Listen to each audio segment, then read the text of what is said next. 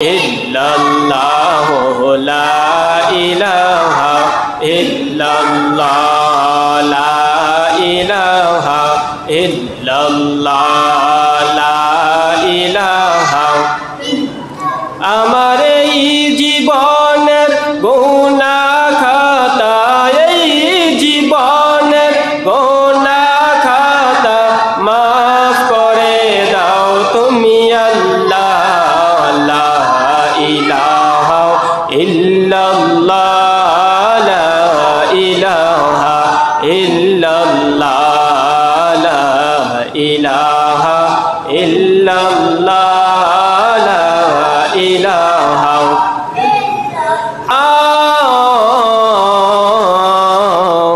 ইলাহা ইল্লাল্লাহু মুহাম্মাদুর রাসূলুল্লাহ সাল্লাল্লাহু আলাইহি ওয়াসাল্লাম। পাইকারচর মধ্যপাড়া নূরে মদিনা জামে মসজিদ ও যুব সমাজের উদ্যোগে আয়োজিত পবিত্র ঈদে মিলাদুন নবী সাল্লাল্লাহু আলাইহি ওয়াসাল্লাম উদযাপন উপলক্ষে আজকের ওয়াজ দুয়ার মাহফিলের সম্মানিত সভাপতি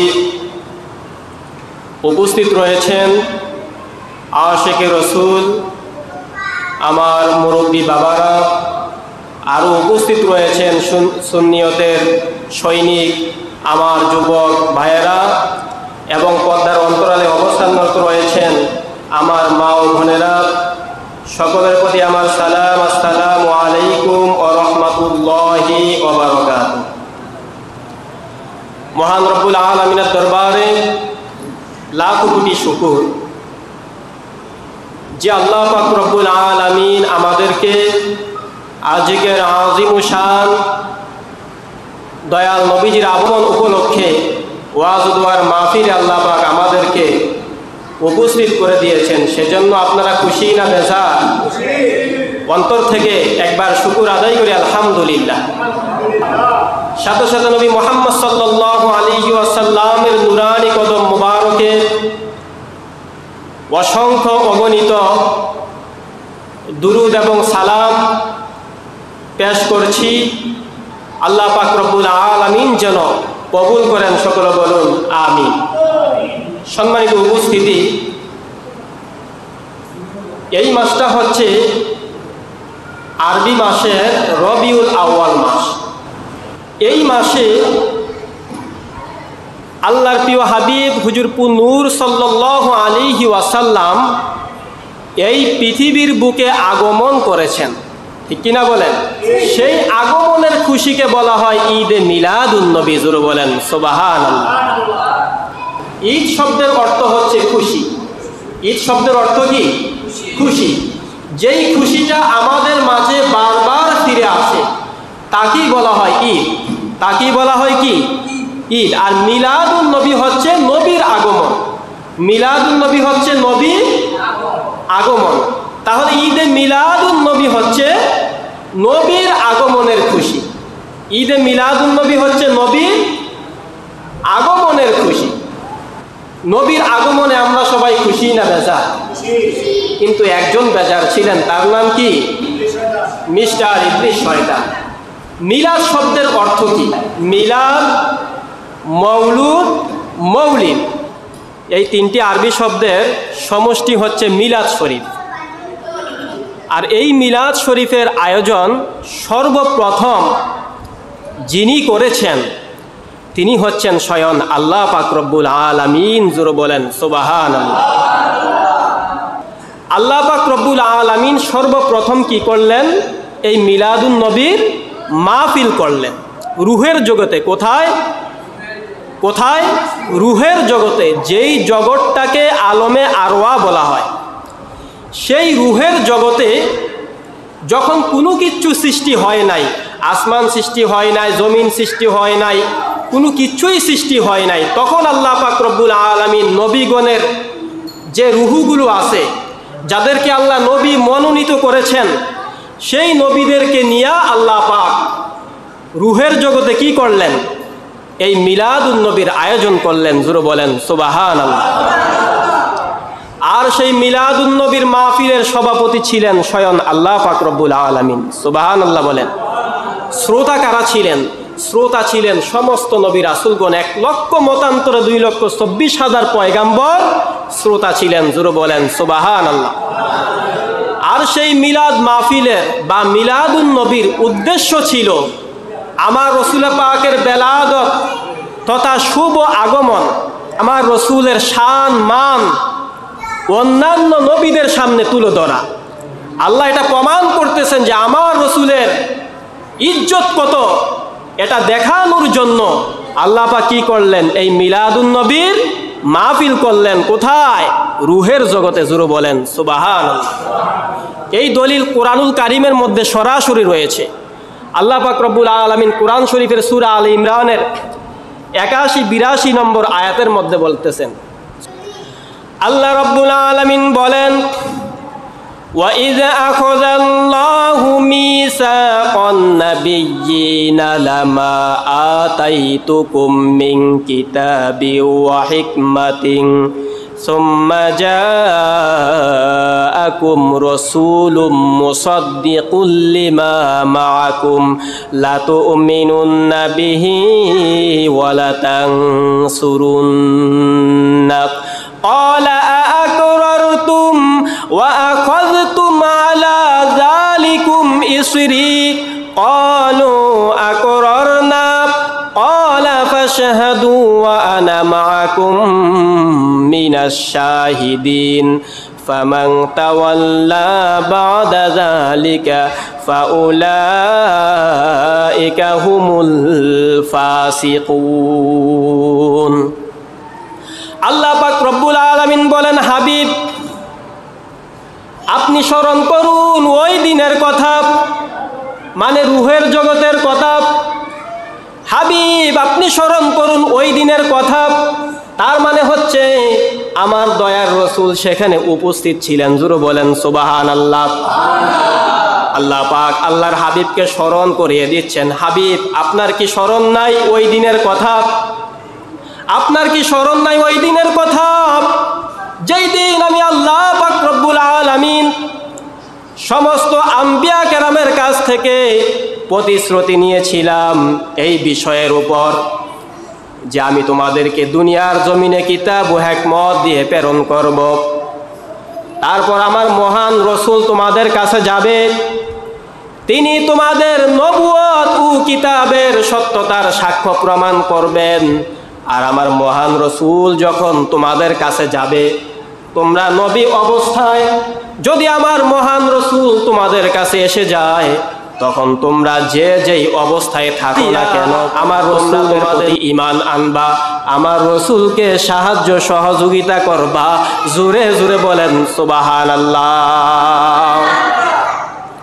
আল্লাহ পাক রব্বুল আলামিন এই বক্তব্য দেওয়ার পরে সবার কাছ থেকে প্রতিশ্রুতি নিচ্ছেন, তোমরা কি এসব কথা স্বীকার করে নিয়েছো এবং ওয়াদা করে নিয়েছো?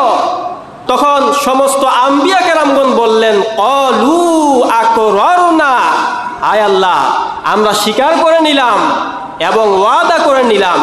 আল্লাহ পাক রব্বুল আলামিন বললেন, তাহলে তোমরা পরস্পরে পরস্পরে সাক্ষী থাকো, আর আমিও তোমাদের সাথে মহা সাক্ষী রইলাম। যারা এই ওয়াদা বরখেলাপ করবে একমাত্র তারাই হবে নাফরমান। জোরে বলেন নাউজুবিল্লাহ। আরো জোরে বলেন নাউজুবিল্লাহ। তাহলে আমার রসুল পাকের মিলাদকে অস্বীকার করার কোনো সুযোগ নাই। তাহলে আমরা কুরআনুল কারীম থেকে বুঝতে পারলাম মিলাদুন নবীর মাহফিল সর্বপ্রথম চালু করেছেন কে? আল্লাহ পাক রব্বুল আলামিন রুহের জগতে। দলিল কোথায় আছে? সূরা আলে ইমরান 81-82 নম্বর আয়াত। আপনারা এই মুহূর্তে খুললেও আপনারা বাংলা অনুবাদ পেয়ে যাবেন। আমি যেভাবে বলছি ঠিক এইভাবেই লেখা। সুবহানাল্লাহ বলেন। তাহলে আমরা বুঝতে পারলাম মিলাদুন নবীর মাহফিল সর্বপ্রথম কে করলেন? আল্লাহ পাক রব্বুল আলামিন। তাহলে বোঝা গেল মিলাদুন নবী বা মিলাদ শরীফ হচ্ছে আল্লাহ পাকের সুন্নত বা তরিকা। সেই দিন সমস্ত আম্বিয়া কেরাম আল্লাহ পাক রব্বুল আলামিনের দরবারে দাঁড়াইয়া দাঁড়াইয়া মিলাদ শরীফ শুনেছেন। জোরে বলেন সুবহানাল্লাহ।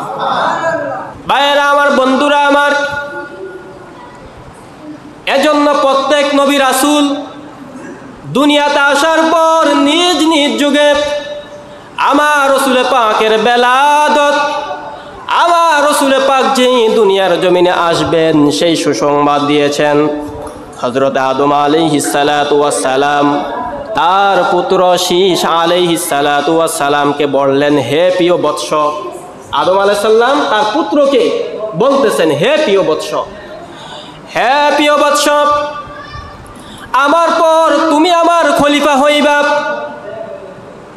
আমার পর তুমি আমার খলিফা হইবা। সুতরাং এই খেলাফতের দায়িত্ব তাকওয়ার তাজ ও দৃঢ় ইয়াকিনের সাথে মজবুত করে ধরে রাখবা। আর যখন আল্লাহ নামে জিকির করবা, সাথে সাথে মুহাম্মদ সাল্লাল্লাহু আলাইহি ওয়াসাল্লামের নামের জিকির করবা।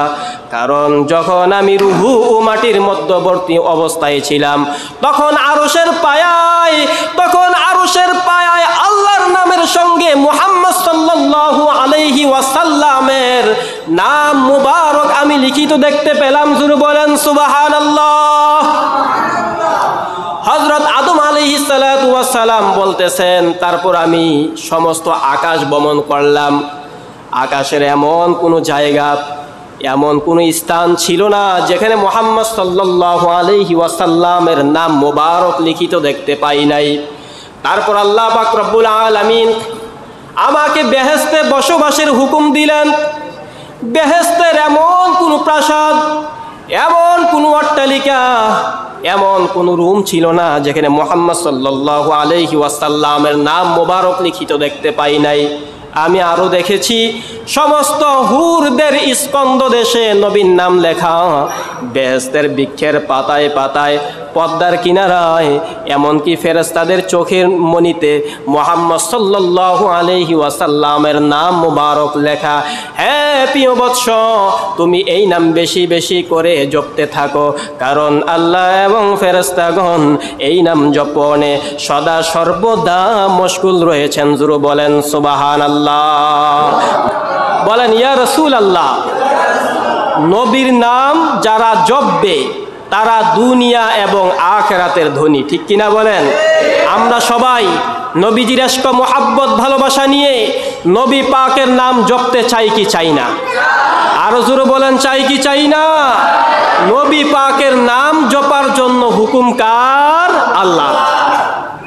ভাইরা আমার, বন্ধুরা আমার, আল্লাহ বলেন ইন্নাল্লাহ, নিশ্চয় আমি আল্লাহ, ওয়া মালাইকাতাহু, এবং আমার ফেরেশতাগণেরা, ইউসাল্লুনা আলান নবী, আল্লাহ বলেন আমি এবং আমার ফেরেশতাগণেরা আমার হাবিবের উপর দুরূদ পড়তেছি এবং পড়তে থাকব। ইয়া আইয়ুহাল্লাযীনা আমানু, হে ঈমানদারগণেরা, সাল্লু আলাইহি, তোমরাও আমার হাবিবের উপর দুরূদ শরীফ পাঠ করো। জোরে বলেন সুবহানাল্লাহ। তাহলে দুরূদ পাঠ করার কথা কোরআনের মধ্যে আছে কি নাই? আল্লাহ নিজে আল্লাহর ফেরেশতাগণকে নিয়ে দুরূদ পড়েন নবীর উপর। সুবহানাল্লাহ বলেন। এবং যারা ঈমানদার, যারা আমার নবীকে ভালোবাসেন, যারা আমার নবীকে মোহাব্বত করেন, তাদেরকে আল্লাহ তাকিদ দিয়ে বলতেছে, হে ঈমানদারগণ, তোমরাও কি করো? আমার হাবিবের ওপর দুরূদ পাঠ করো। জোরে বলেন সুবহানাল্লাহ। এখন প্রশ্ন হচ্ছে, আমরা দুরূদ পাঠ করব, কতক্ষণ পাঠ করব? সদা সর্বদাই। জোরে বলেন সুবহানাল্লাহ। এখানে আল্লাহ পাক নির্দিষ্ট কোনো টাইমের কথা বলে দেন নাই, নির্দিষ্ট কোনো টাইমের কথা বলে দেন নাই। অর্থাৎ আপনার যখন ভালো লাগবে তখনই আপনি আল্লাহর হাবিবের উপর দুরূদ পাঠ করবেন। হাঁটা অবস্থায়, বসা অবস্থায়, দাঁড়ানো অবস্থায়, শোয়া অবস্থায়, আজানের আগে, আজানের পরে, অর্থাৎ যখনই ভালো লাগবে তখনই আল্লাহর হাবিবের উপর দুরূদ শরীফ পাঠ করার জন্য হুকুম কার? আল্লাহ।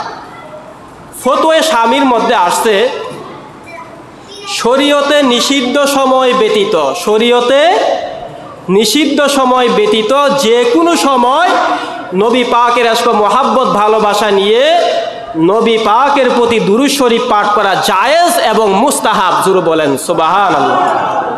এখন শরীয়তে নিষিদ্ধ সময়গুলো হচ্ছে স্বামী স্ত্রীর মিলনের সময়, স্বামী স্ত্রীর মিলনের সময়, প্রস্রাব পায়খানা করার সময়, ব্যবসায়িক সামগ্রী প্রচারার্থে আপনি একটা ব্যবসায়িক সামগ্রী প্রচার করতেছেন, এমন সময় কি দুরূদ পড়া নিষেধ। ব্যবসায়িক সামগ্রী প্রচারার্থে হুচুট খেয়ে পা পিছলে পড়ে যাওয়ার সময়, কোনো কাজে আশ্চর্যজনিত হওয়ার সময়, হাসি দেওয়ার সময় এবং পশু জবাই করার সময়, এই 7টা জায়গা ব্যতীত আপনার যখন ইচ্ছা, যখন ভালো লাগবে, আজানের আগে হোক, আজানের পরে হোক, হাঁটা অবস্থায় হোক, ঘুমানো অবস্থায় হোক, যখন মনে চায় তখনই রসুল পাকের প্রতি দুরূদ শরীফ পাঠ করার জন্য হুকুম কার? আল্লাহ। দলিল কোথায় আছে? সূরা আহজাব আয়াত নম্বর 56। সূরা আহজাব আয়াত নম্বর 56। তাফসীরে ইবনে কাসির, ইয়া আইয়ুহাল্লাযীনা আমানু সাল্লু আলাইহি ওয়া সাল্লিমু তাসলিমা, এর ব্যাখ্যায় লিখেছেন হযরত উবাই ইবনে কাব রাদিয়াল্লাহু তাআলা আনহু আমার নবীজির একজন সাহাবী। তিনি নবীকে প্রশ্ন করলেন, ইয়া রাসূলুল্লাহ, হুজুর আপনার উপর আমার দুরূদ শরীফ পাঠ করতে অনেক ভালো লাগে। ইয়া রাসূলুল্লাহ, আপনি আমাকে বলে দেন আমি কতক্ষণ আপনার উপর দুরূদ শরীফ পাঠ করব। আল্লাহর হাবিব একটা মুস্কি হাসি দিয়ে বললেন, সাহাবী তোমার যতক্ষণ ভালো লাগে ততক্ষণ পাঠ করো। জোরে বলেন সুবহানাল্লাহ। সাহাবী বললেন, ইয়া রাসূলুল্লাহ, তাহলে আমি 1/4 সময় আপনার উপর দুরূদ শরীফ পাঠ করব। 1/4 সময় দিনের 4 ভাগের 1 ভাগ ধরি, তাহলে কত আছে? 3×4 12। 3×4 কত? 12। তাহলে আমি 3 ঘন্টা আপনার উপর কি করব? দুরূদ শরীফ পাঠ করব। আল্লাহর হাবিব বললেন, সাহাবী তুমি যদি দিনের 4 ভাগের 1 ভাগ দুরূদ শরীফ পাঠ করো তবে এটা তোমার জন্য ভালো। যদি এর চাইতে একটু বেশি পড়তে পারো এটা আরো তোমার জন্য ভালো। জোরে বলেন সুবহানাল্লাহ। এবার সাহাবী বলতেছে, ইয়া রাসূলুল্লাহ, তাহলে আমি অর্ধেক সময় আপনার উপর দুরূদ শরীফ পাঠ করব। আমি আরো বেশি পড়ব, অর্থাৎ দিনে যদি 12 ঘন্টা হয় আমি 6 ঘন্টা আপনার উপর দুরূদ পড়ব। সুবহানাল্লাহ বলেন। আল্লাহর হাবিব বললেন, সাহাবী ভালো, যদি এর চাইতে আরো বেশি পড়তে পারো এটা তোমার জন্য ভালো। জোরে বলেন সুবহানাল্লাহ। তাহলে দুরূদের প্রতি আল্লাহর নবী কত তাকিদ দিচ্ছেন দেখেন। এবার সাহাবী আবার বললেন, ইয়া রাসূলুল্লাহ, তাহলে আমি দিনের 4 ভাগের 3 ভাগ আপনার উপর দুরূদ শরীফ পাঠ করব। আল্লাহর হাবিব বললেন, ভালো, যদি এর চাইতে বেশি পড়তে পারো এটা তোমার জন্য ভালো। এবার ওই সাহাবী বলেই ফেললেন, ইয়া রাসূলুল্লাহ, আপনার উপর দুরূদ শরীফ পাঠ করা, যে কোনো সময় আপনার উপর দুরূদ শরীফ পাঠ করা আমি অপরিহার্য মনে করে নিলাম। জোরে বলেন সুবহানাল্লাহ। তখন আল্লাহর হাবিব বললেন, সাহাবী তাহলে তোমার তো কোনো চিন্তা থাকবে না। আল্লাহ পাক রব্বুল আলামিন তোমাকে যাবতীয় বালা মুসিবত বিপদ আপদ থেকে হেফাজত করবেন এবং তোমার জীবনের গুনাহগুলো মাফ করে দিবেন। জোরে বলেন সুবহানাল্লাহ। অন্য আরেক হাদিসের মধ্যে বলা হয়েছে, মান সাল্লা আলাইয়া সালাতা ওয়াহিদাতান সাল্লাল্লাহু আলাইহি আশরা সালাওয়াতি ওয়া হুত্তাত আনহু আশরু খতিআতি ওয়া রুফিআত লাহু আশরু দারাজাত।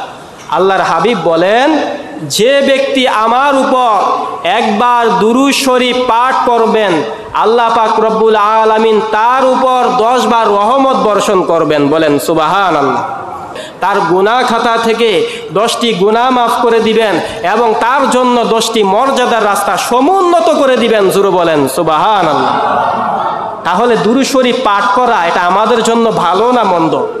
সকল আমলের সেরা আমল কিনা? কি বলে সবাই নবীজির মহাব্বত ভালোবাসা নিয়ে নবী পাকের প্রতি দুরূদ শরীফ পাঠ করতে চাই কি চাই না?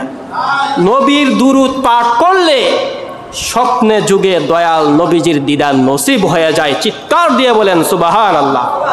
নারায়ে তাকবীর, নারায়ে রিসালাত, পবিত্র ঈদে মিলাদুন নবী। আমার বন্ধুরা আমার, আমি আমার আলোচনা সংক্ষিপ্ত করে দিচ্ছি। বলতেছিলাম প্রত্যেক নবী রাসূল দুনিয়াতে আসার পর নিজ নিজ যুগে আমার রসুল পাকের বেলাদত, আমার রসুল পাক যে দুনিয়ার জমিনে আসবেন সেই সুসংবাদ দিয়েছেন। জোরে বলেন সুবহানাল্লাহ।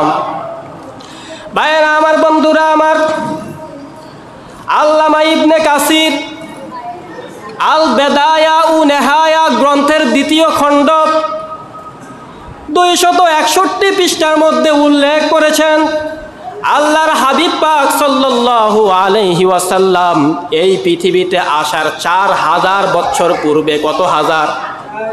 4000 বছর পূর্বে হযরত ইব্রাহিম আলাইহিস সালাতু ওয়াস সালাম ও পুত্র ইসমাইল আলাইহিস সালাতু ওয়াস সালাম দুইজনে মিলে খানায়ে কাবা তৈরি করে উদ্বোধন করার সময় আমার রসুল পাকের মিলাদ সংক্রান্ত আয়াত তেলাওয়াত করে আমার রসুলের সম্মানে কিয়াম করেছেন। জোরে বলেন সুবহানাল্লাহ। দলিল কুরআন শরীফ। আল্লাহ পাক রব্বুল আলামিন কুরআন শরীফের সূরা বাকারার 129 নম্বর আয়াতের মধ্যে বলেন, রব্বানা ওয়াবআস ফীহিম রাসূলাম মিনহুম ইয়াতলু আলাইহিম আয়াতিকা ওয়া ইউআল্লিমুহুমুল কিতাবা ওয়াল হিকমাতা ওয়া ইউযাক্কিহিম ইন্নাকা আনতাল আজিজুল হাকীম।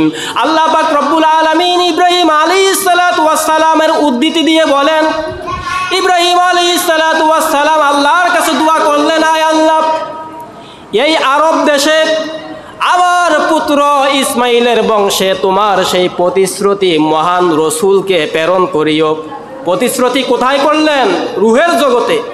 রুহের জগতে আল্লাহ কি করলেন? ওয়াদা করেন নাই সমস্ত আম্বিয়া কেরাম? সেই রুহের জগতের কথা বলতেছে। আল্লাহ পাক রব্বুল আলামিন ইব্রাহিম আলাইহিস সালাতু ওয়াস সালাম বলতেছেন, হে আমার দয়াল প্রভু, এই আরব দেশে আমার পুত্র ইসমাইলের বংশে তোমার সেই হাবিবুল্লাহকে প্রেরণ করিও, তোমার সেই মহান রসুলকে প্রেরণ করিও, যিনি তাদেরকে তোমার আয়াতসমূহ শিক্ষা দিবেন, তাদেরকে কিতাব ও হিকমত শিক্ষা দিবেন এবং তাদেরকে অপবিত্রতা থেকে পবিত্র করবেন। নিশ্চয়ই তুমি মহাপ্রতাপশালী ও মহাজ্ঞানের আধার। জোরে বলেন সুবহানাল্লাহ।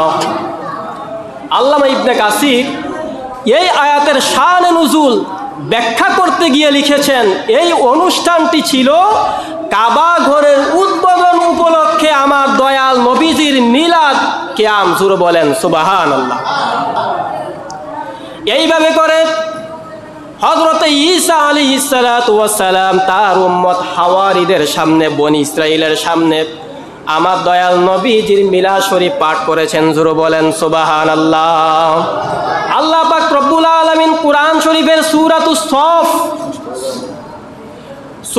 সফ এর 6 নম্বর আয়াতের মধ্যে বলেন, وَإِذْ قَالَ عِيسَى ابْنُ مَرْيَمَ يَا بَنِي إِسْرَائِيلَ إِنِّي رَسُولُ اللَّهِ إِلَيْكُمْ مُصَدِّقًا لِمَا بَيْنَ يَدَيَّ مِنَ التَّوْرَاةِ وَمُبَشِّرًا بِرَسُولٍ يَأْتِي مِنْ بَعْدِي اسْمُهُ أَحْمَدُ। জোরে বলেন সুবহানাল্লাহ। আল্লাহ পাক রব্বুল আলামিন বলেন, হাবিব আপনি স্মরণ করুন ওই দিনের কথা, যেই দিন ঈসা আলাইহিস সালাতু ওয়াস সালাম তার উম্মত হাওয়ারীদেরকে বললেন, বনি ইসরাইলকে বললেন, আমি তোমাদের কাছে আল্লাহর পক্ষ থেকে নবী হয়ে প্রেরিত হয়েছি এবং আমি আমার পূর্ববর্তী তাওরাত কিতাবের সত্যতার সাক্ষ্য দিচ্ছি, আর তোমাদের কাছে এমন এক মহান রসুলের সুসংবাদ দিচ্ছি যার নাম হবে আহমদ আকাশে, আর দুনিয়ার জমিনে তার নাম হবে মুহাম্মাদুর রাসূলুল্লাহ সাল্লাল্লাহু আলাইহি ওয়াসাল্লাম। জোরে বলেন সুবহানাল্লাহ। মিলাদুন নবীর দলিল কোরআনের মধ্যে আছে কি নাই?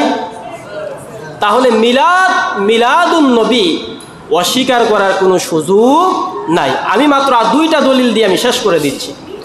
ভাইয়েরা আমার, বন্ধুরা আমার, এতক্ষণ আলোচনা করলাম নবীদের যুগে মিলাদুন নবীর মাহফিল।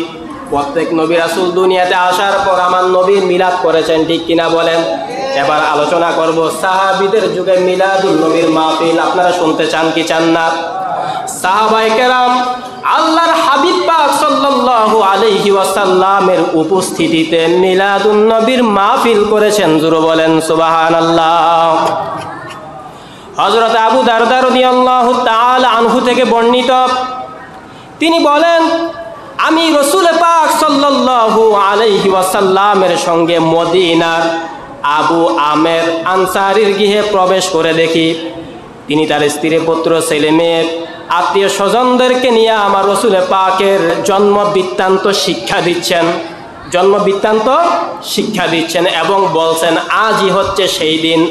তখন আল্লাহ হাবিব পাক সাল্লাল্লাহু আলাইহি ওয়াসাল্লাম বললেন, নিঃসন্দেহে আল্লাহ তাআলা তোমাদের জন্য রহমতের দরজাগুলো খুলে দিয়েছেন এবং তোমাদের সকলের জন্য আল্লাহ পাকের অগণিত ফেরেশতা তোমাদের সকলের জন্য মাগফিরাত কামনা করেছেন। জোরে বলেন সুবহানাল্লাহ। শুধু তাই নয়, আমার নবীদের চাচা আব্বাস রাদিয়াল্লাহু তাআলা আনহু একদিন তিনি তার ঘরের মধ্যে কিছু সংখ্যক লোক লইয়া, আমরা যেমন কিছু সংখ্যক লোক লইয়া ঘরের মধ্যে মিলাদ করি কি করি না, একদিন নবীদের চাচা আব্বাস রাদিয়াল্লাহু তাআলা আনহু কিছু লোক লইয়া আমার রসুল পাকের জন্ম বৃত্তান্ত আলোচনা করে দুরূদ সালাম পাঠ করে আনন্দ করতেছিলেন। এমতো অবস্থায় আল্লাহর হাবিব সেখানে উপস্থিত হলেন এবং বললেন, নিঃসন্দেহে তোমাদের জন্য আমার শাফায়াত অবধারিত হয়ে গেল। জোরে বলেন সুবহানাল্লাহ। তাহলে বোঝা গেল মিলাদ শরীফ পাঠ করলে দয়াল নবীদের শাফায়াত পর্যন্ত ওয়াজিব হয়ে যায়, ঠিক কিনা বলেন? ভাইয়েরা আমার, বন্ধুরা আমার, সর্বশেষ দলিল দিয়ে শেষ করে দিচ্ছি। আমার নবীজির বিশিষ্ট চারজন সাহাবী, যেটা আমি খুতবার মধ্যে পাঠ করেছি, বিশিষ্ট চারজন সাহাবী হযরত আবু বকর, ওমর, উসমান, আলী রাদিয়াল্লাহু তাআলা আনহু মিলাদুন নবীর ফজিলত বর্ণনা করেছেন। জোরে বলেন সুবহানাল্লাহ। কিতাবের নাম আন-নি'মাতুল কুবরা আলাল আলাম, লিখেছেন আল্লামা ইবনু হাজর হাইতামি মক্কি রহমাতুল্লাহি আলাই। উনি 785 হিজরিতে ওনার জীবদ্দশায় আমার নবীজির মিলাদের উপর একটি কিতাব লিখেছেন, যার নাম হচ্ছে আন-নি'মাতুল কুবরা আলাল আলাম। এই কিতাবের মধ্যে আমার নবীজির 4 খলিফার মতামত সুন্দর করে তুলে ধরেছেন। জোরে বলেন সুবহানাল্লাহ। আমার নবীজির প্রথম খলিফা হযরত আবু বকর সিদ্দিক রাদিয়াল্লাহু তাআলা আনহু বলেন, মান আনফাকা দিরহামান আলা কিরাআতি মাউলিদিন নবী সাল্লাল্লাহু আলাইহি ওয়াসাল্লাম কানা রফিকি ফিল জান্নাহ। জোরে বলেন সুবহানাল্লাহ।